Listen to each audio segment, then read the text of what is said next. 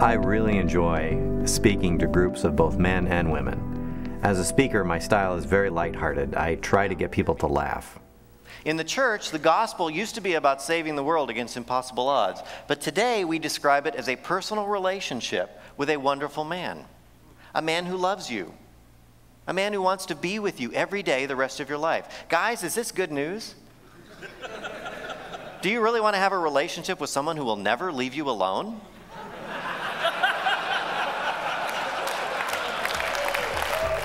When people laugh, they drop their guard, and then I'm able to bring in the more serious stuff on the back end.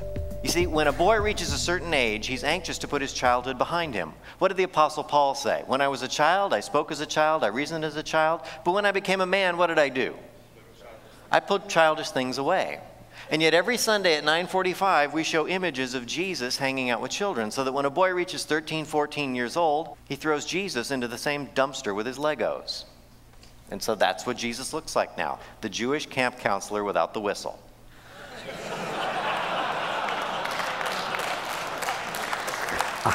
I particularly enjoy speaking to men's groups, and I offer a weekend retreat that's unique.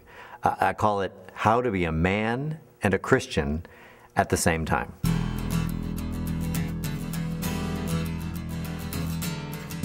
There's this tension that Christian men feel, especially when they look at the life of Jesus. You know, we're supposed to be like Jesus, but at certain times Jesus is as bold as a lion, then other times he's as meek as a lamb. So the questions that we deal with during the weekend are, what does it really mean to be like Jesus? When should a man be tough and when should he be tender? When do we fight and when do we turn the other cheek?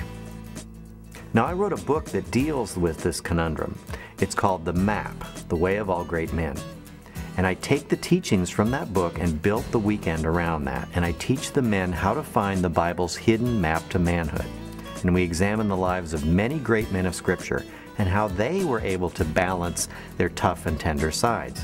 And it's amazing. Once a man learns this map, a lot of the confusion in his spiritual life falls away. I've been waiting just to wake up one day with some sort of clarity of what I was supposed to turn into or some sort of revelation, and I didn't have a map. You know, I just didn't. And it's just like a bomb went off on my head. And it just made a whole new paradigm for me of what being a father and what being a man is all about. A lot of times we leave our men's retreats wondering, okay, how do we take this experience down the mountain? How do we take it back? I don't know how not to take this one because it challenged me. I build the entire weekend around a mountain climbing metaphor. So one of the first things I do is ask the guys to form climbing teams of 2, 3, or 4.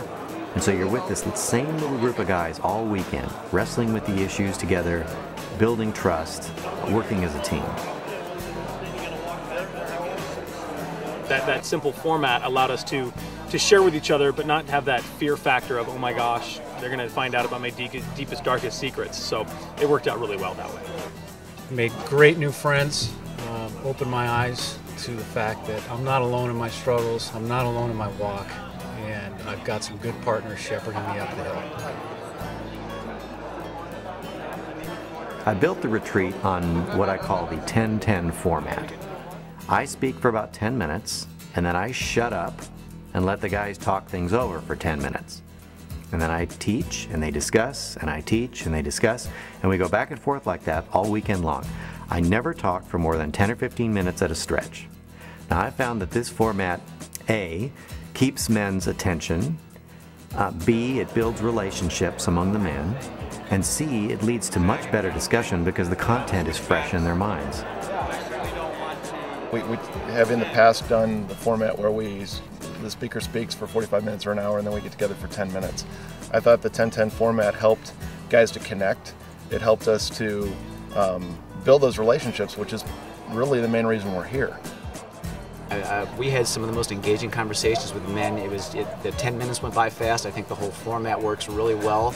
I did like the way that we broke up right away and that we could talk about the subject immediately, because so often in my pea-brain existence, I'll think about something, and if I don't have an outlet right away, I lose it. So it helped to go 10-10, 10-10. You know, I'm really careful not to hammer guys on specific sin in their lives.